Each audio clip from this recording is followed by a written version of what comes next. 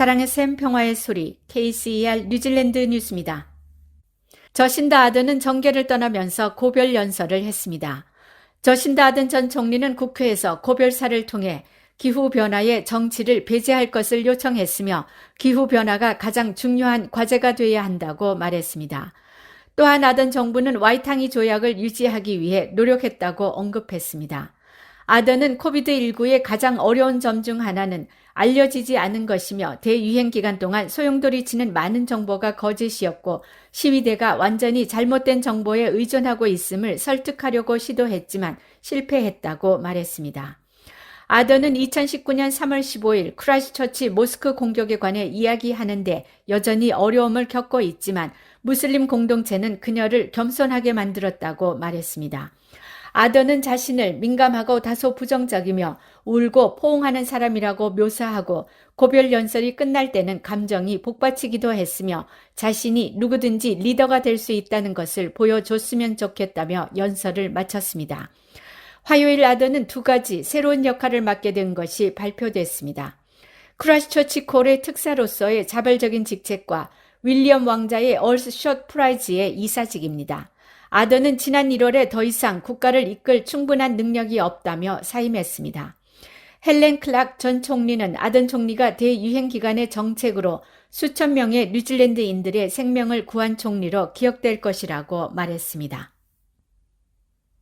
뉴질랜드 중앙은행은 악천후로 인해 일부 상품 및 서비스의 가격이 상승했다며 공식 현금금리 OCR을 4.75%에서 5.25%로 50베이시스 포인트 인상함으로써 경제학자들을 놀라게 했습니다. 이는 2021년 8월 이후 11번의 인상으로 500베이시스 포인트 인상한 2008년 이후 최고치이며 사상 최대 규모의 긴축 통화 정책입니다.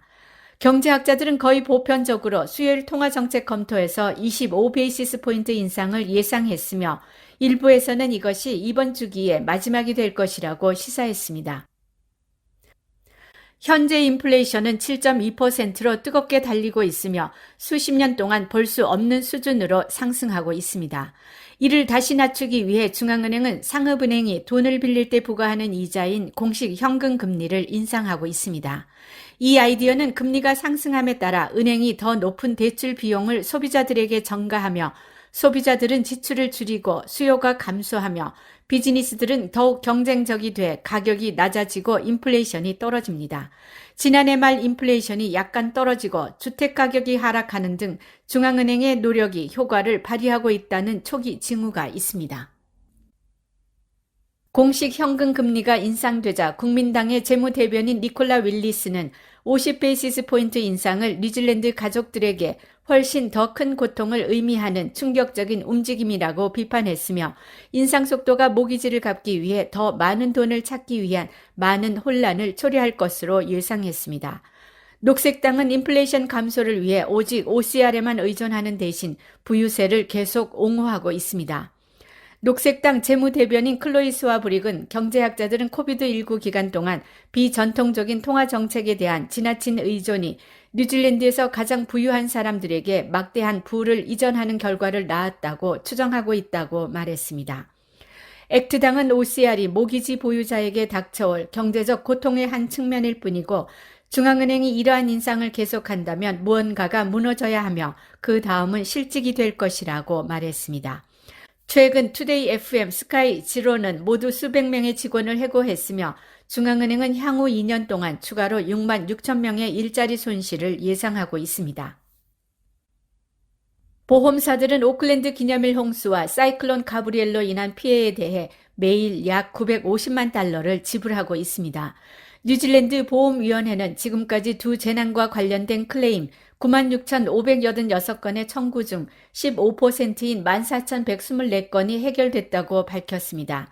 극한 날씨에 따른 청구는 이제 카이코우라 지진으로 지불된 22억 7천만 달러에 달하는 4만 5천 건을 넘어섰습니다. 오클랜드 기념일 홍수의 경우 51,936건 중 26,283건의 청구가 해결됐으며 지불액은 13억 8천만 달러 중 총 2억 4,800만 달러 이상입니다. 사이클론 가브리엘과 관련된 클레임의 경우 44,650건 중 6,819건은 15.3%가 해결됐으며 지불금은 11억 5,500만 달러 중 약 1억 4,700만 달러입니다. 혹스베이는 가브리엘의 지불금의 32.9%를 차지합니다. 새로운 조사 연구에 따르면 뉴질랜드인 5명 중 1명은 12세가 되기 전에 일정 수준의 물질적 어려움을 겪었습니다. 오클랜드 대학교는 12년에 걸친 연구 프로젝트인 Growing Up in 뉴질랜드의 첫 번째 결과를 발표했습니다. 2009년부터 6,000명 이상의 청소년과 그 가족들이 참여했으며 몇 년마다 방문해 그들의 웰빙에 대한 정보를 수집했습니다.